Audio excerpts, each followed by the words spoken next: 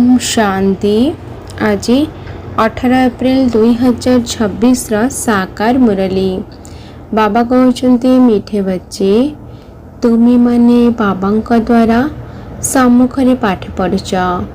तुमको सत्य जोगी राजद्वार योग्य हेबापाई पवित्र निश्चित हेबाको पड़िब।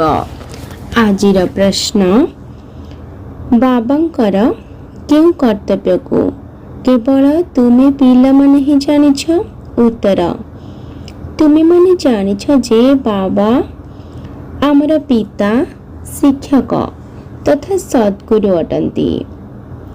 बाबा कल्पर संगम जुगरे ही आसुछंती पुराना दुनिया को नुआ करिबा पाई एवं एकमात्र आदि सनातन देवी देवता धर्मर स्थापना मध्य करिबा पाई। बाबा वर्तमान आंभ मानंको मनुष्यरु देवता करिबा पाई पाठ पढ़ाउछंती। एही कर्तव्य को आम मानंक व्यतीत आ केही भी जानि नाहंती। आजिर गीत भोलानाथ से निराला। ओम शांति। धारणा पाई मुख्य सार 1 नंबर बाबांक निकटरे जो पवित्र रहिबार प्रतिज्ञा करिछ सेथिरे मजबूत होई रहिबाकु हेबो। काम क्रोध आदि भूत मानक उपरे निश्चित विजय प्राप्त करिबाकु हेबो। चाली बुली प्रत्येक कार्य करी पाठ पढ़ाउथिबा बाबांकु मने रखिबाकु हेबो। वर्तमान नाटक पूरा हेबाकु जाउछि सेथिपाई मध्ये अंतिम जन्मरे निश्चित पवित्र हेबाकु हेबो। आजिर वरदान सर्वसंपत्ति रे भरपूर होई निजर चेहरा द्वारा सेवा करुथिबा सच्चा सेवाधारी भव।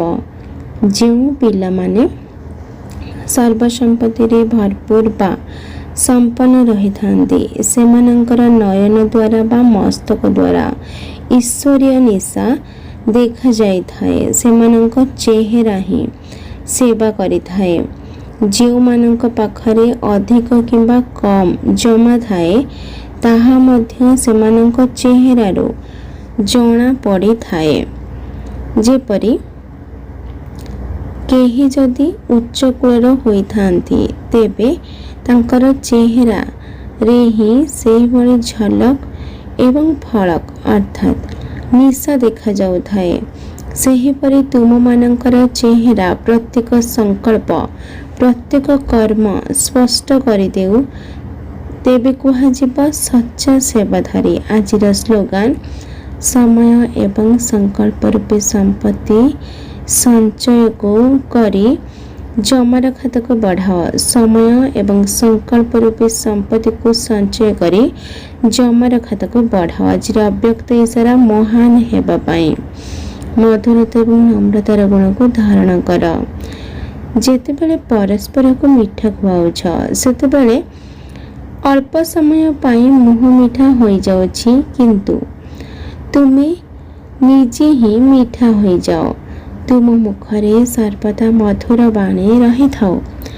जेपरि मीठा खाइबा द्वारा एवं खुआइबा द्वारा खुशी हेउछि सेहीपरि मधुर बाणी निजको मध्य खुशी कर दे थाए एवं अन्य मानक मध्य खुशी कर दे थाए।